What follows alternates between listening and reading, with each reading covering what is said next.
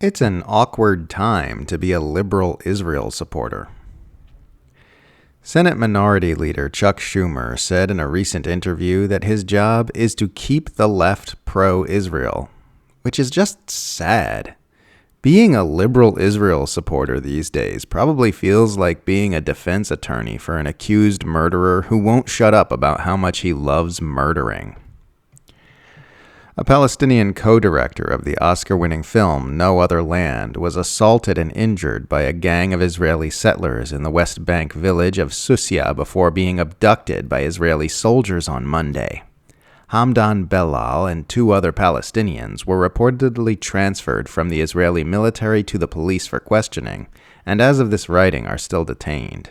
No Other Land is a documentary about Israeli abuses toward Palestinians in the occupied West Bank, which makes the lynch mob assault by the settlers not only ironic but completely vindicating of Belal's work.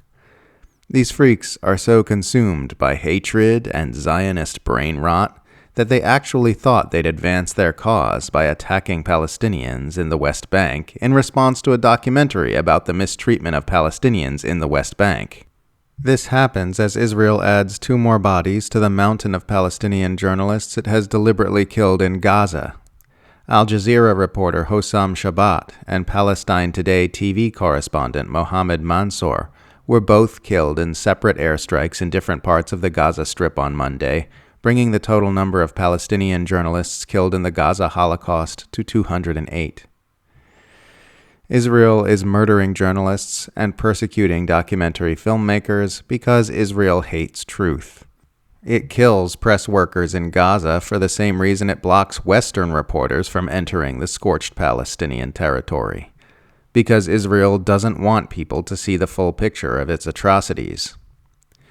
This comes after Israeli Defense Minister Israel Katz made amazingly explicit statements of genocidal intent last week, telling the entire population of Gaza that they will face total devastation if they do not find some way to overthrow Hamas themselves and return all the hostages. They're just getting more and more brazen with this stuff. More and more often, to a further and further extent, Israel is showing its true face to the world. The other day, Israel demolished Gaza's only specialized cancer treatment hospital and an adjacent medical school in its ongoing systemic destruction of the enclave's entire healthcare system with the goal of making it unlivable. Shortly thereafter, Israel bombed another hospital in Khan Yunis, killing a member of Hamas's political bureau as well as a 16-year-old boy.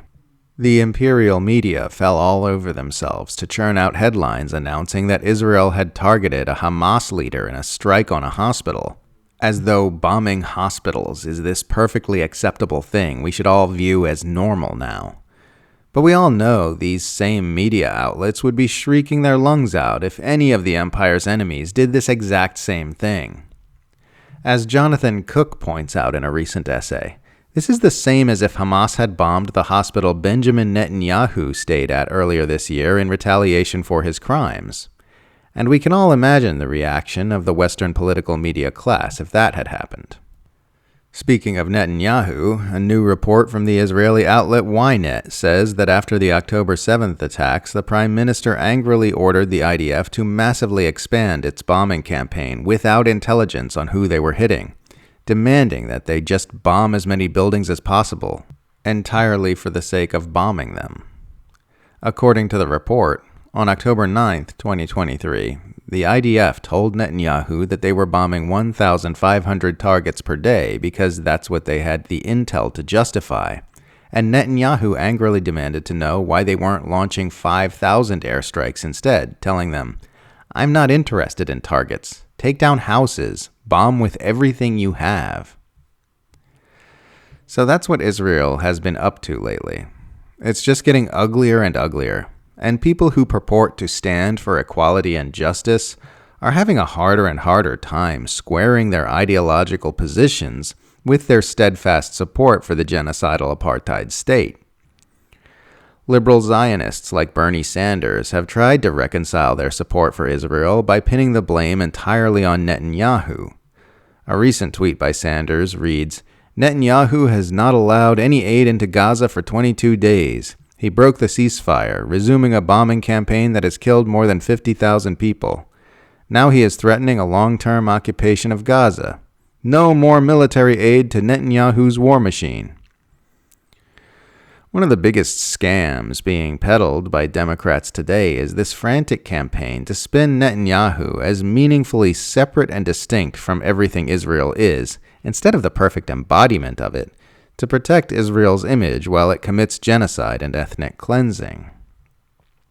They are working overtime to hang this whole mess on the Prime Minister, so that when it's all over and the final solution to the Palestinian question has been carried out, he can take the sins of the Zionist state and the entire U.S. centralized empire with him when he leaves office, without anything ever needing to change about status quo U.S. foreign policy. They're repeating the George W. Bush playbook. Netanyahu didn't create the genocidal racism in Israel. The genocidal racism in Israel created Netanyahu. He rode already existing sentiments within Israel to power, and has relied on them to stay in power ever since. You could not ask for a better representative of everything Israel is than Benjamin Netanyahu, nor indeed a better representative of everything the U.S. empire stands for.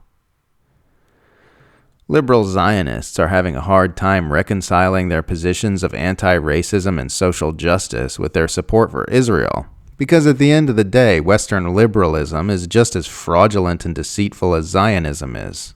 We all watched them passively allow the Democratic president to turn Gaza into a pile of steaming, blood-soaked wreckage, and then demand everyone vote for his vice president.